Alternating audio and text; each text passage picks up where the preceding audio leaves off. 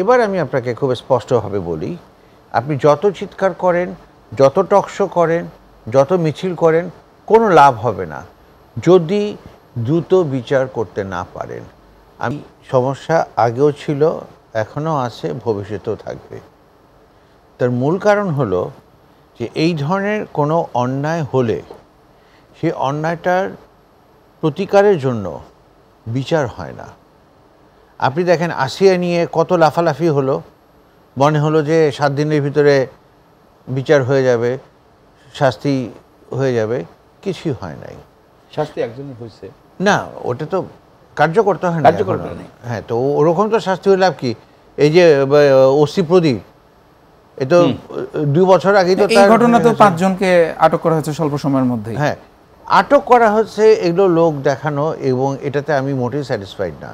আসলে আমাদেরকে আরেকটু ভেতরে যেতে হবে, আরেকটু ডিপে যে চিন্তা করতে হবে জিনিসগুলো, যে ব্যাপারটা কি। ব্যাপারটা হচ্ছে আমরা আমাদের নৈতিকতা, মানবিকতা, সংস্কৃতি, ঐতিহ্য, পারিবারিক বন্ধন সব কিছু নষ্ট করে ফেলেছি। এগুলো এখন কিছু নাই। আপনি দেখেন, আমি আরও কঠিন একটা জিনিস বলবো একটু পরে, সেটা হলো এই যে বৃক্ষ মেলা হলো, বৃক্ষ মেলায় আমি অবাক দেখলাম। হ্যাঁ, ফল মেলা, সেখানে না, ওটা বৃক্ষ মেলা, কিন্তু সেখানে ফলও ছিল। আচ্ছা আচ্ছা আচ্ছা, সেখানে দেখলাম যে এই ফলগুলো যে ডিসপ্লেতে ছিল, অনেক বড় জায়গা নিয়ে একটা সুন্দরভাবে ফল ডিসপ্লে করা ছিল, সেই ফলগুলো লুট হয়ে গেল। এবং যারা লুট করলো তারা কিন্তু খালি গায়ে ছেঁড়া লুঙ্গি পরে আসে নাই, মাথা টুপিও ছিল, মাথা টুপিও ছিল, ভদ্র লোকজনও ছিল, বা সকল ভদ্র লোকজন ছিল, দেখে যাদেরকে মনে হয় যে ভদ্র। আপনি যেটা বলছেন, তো আমরা যদি এই কাজ করতে পারি, ঠিক একই রকম ঘটনা দেখলাম কেএফসিতে এবং বাটাতেও। জি, এর আগে আপনার ডিম মেলার যে ঘটনাটি আপনার মনে আছে? একই রকম। আসলে আমাদের ভেতর থেকে এবং অত্যন্ত অন্যায়ভাবে অথবা ইচ্ছাকৃতভাবে আমাদের এই বোধগুলো, আমাদের এই নীতিমালাগুলো, ব্যক্তিগত নৈতিকতা, এই জিনিসগুলোকে সব নষ্ট করে ফেলছে। আমি একটু আপনার সাথে যোগ করি, এই ঘটনাটার যেই ঘটনাটার স্টেটমেন্টটা তার পরিবার এবং ভুক্তভোগী নারীর কাছ থেকে পাওয়া গেছে, এবং পুলিশের পক্ষ থেকে অনেকটা একই রকমই পাওয়া যাচ্ছে। সেটি হলো, যখন শব্দ পেয়ে পাশের বাসা থেকে কয়েকজন আসে বা আশপাশ থেকে কয়েকজন আসে, তারাও এসে কিন্তু প্রথমে তাকেই মারধর করে, এরকম একটি অভিযোগ আমরা শুনছি।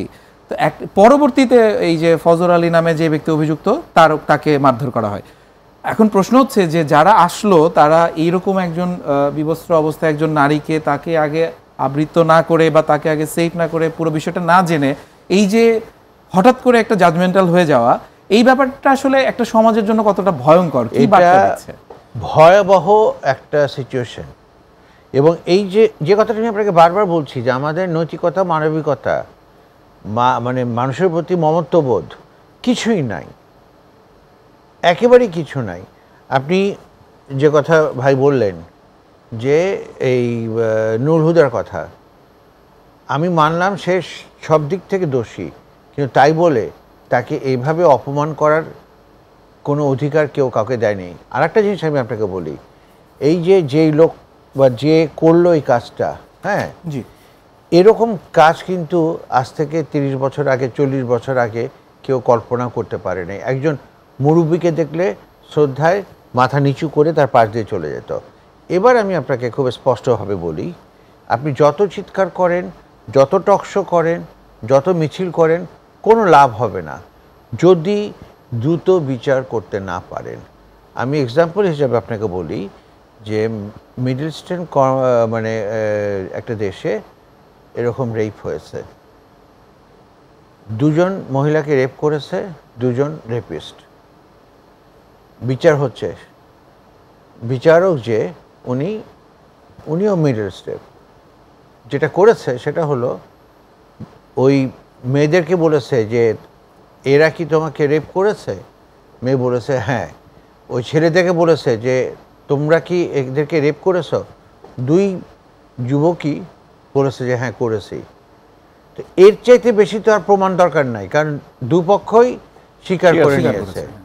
এবং তাৎক্ষণিক কিন্তু মানে জিনিসটা শুনলে শিউরে উঠবেন আপনি, তাৎক্ষণিক যে বিচারটা করলো যে ওই বিচারকের আসনে যিনি বসেছিলেন তিনি উঠে আসলেন, এসে ওই দুই ছেলের পুরুষাঙ্গ কেটে দিলেন।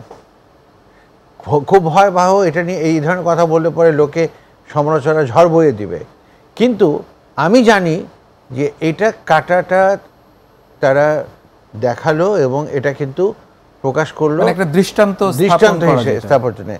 দেখা গেল যে মানে অতি দ্রুত ওখানে রেপ, এই অ্যাবিউজ, এগুলো মানে অলমোস্ট জিরোতে চলে আসলো। আপনি যদি জানেন যে আমি রেপ করে পার পেয়ে যাব, জি রণক ভাই, এটা অবশ্যই ঠিক যে অপরাধী বা যিনি অপরাধী তার তো অবশ্যই মানে প্রকাশ্যে বা দৃষ্টান্তমূলক বিচার হওয়া উচিত, কিন্তু এটি তো আসলে আমরা অনেক সময় দেখি যে একটা বিপরীত চিত্র আছে। বাংলাদেশে কিন্তু এরকম বলা হয় যে নারী ও শিশু নির্যাতন দমন যে আইনটি সেটির কিন্তু অনেক মিস ইউটিলাইজও হয় অনেক ক্ষেত্রে, অনেকের ক্ষেত্রেই কিন্তু এই ধরনের উদাহরণ আপনারা অনেক দেখেছেন, আপনারা অনেক সাংবাদিকতা করেছেন, আপনারা দেখেছেন এই বিষয়টা। সেই জায়গাটাও তো আসলে প্রশ্নবিদ্ধ রয়ে গেছে, মানে সেটি আসলে বাধা দিচ্ছে কিনা?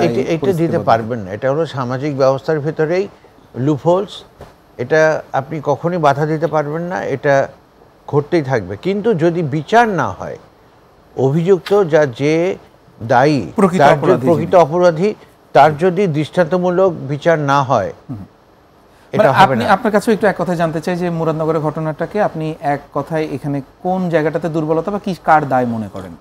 এটা প্রশাসনের দায়, সমাজ ব্যবস্থার দায়।